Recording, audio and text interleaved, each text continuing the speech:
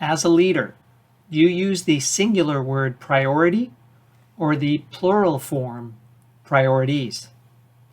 Let's talk about the importance and the distinction in this video.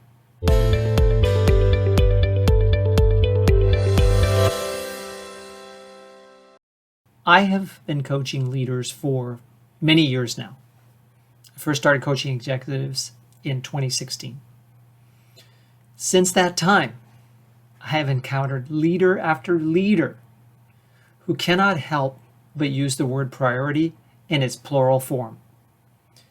It seems impossible when running an organization to have a singular priority. How could that be? How could we only have one priority? We must have priorities. That's the only way to get meaningful work done year after year and move towards our long-term objectives. The word priority came into use in the 1400s, and it stayed as a singular word, just the most important, for nearly 500 years. It was in the 1900s that it became pluralized. And then, well, it was off to the races from there, right? Here's the worst case scenario. I worked with a client years ago who, I kid you not, they had dozens and dozens of priorities. They had so many priorities that people would have to make decisions about what to do in regards to them. I remember interviewing one person in particular, talking to them about their time management principles. And they said, the only way that I can have any time in my personal life is to let some of the balls drop. I just decide which ones I can let drop, and probably there will be no repercussions. And it hasn't hurt my career since. They had to decide on their own which priorities to just ignore. Eventually at this organization, there was so much unrest from the rank and file that the leadership team got together and whittled the list down to what was something like 13 priorities. The client I was working with at that time was in ownership of about 5 of them. And they told me that this was actually a manageable group of priorities. When I do strategic planning exercises with clients, I generally want to come out of that exercise with 3 priorities. So even I use the word in its plural form because I'm of the same mind as you probably are, that we can't have a priority. We may have a overarching priority for the year that several underlying priorities support.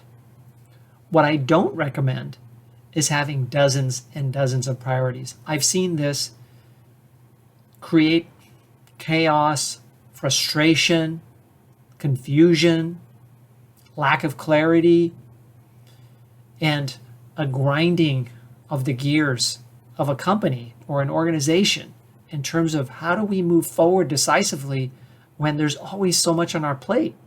It creates a constant state of overwhelm. I experienced it in my own life when I used to be an employee within an organization, and now I've experienced it in my coaching life, working with other organizations and seeing them fall prey to the same temptation to add priorities on top of priorities. So what can you do here? If you are dealing with that overwhelm of too many priorities, you must take action. Your actions will benefit the people below you or hurt them. When you saddle them with too many priorities, you put them in a state of uncertainty, and that's not a good state to be in. You can create burnout, frustration, cause the best people to leave. So many bad consequences associated with this. The price is so high that you must do something about it. There will always be another year to focus on another set of priorities.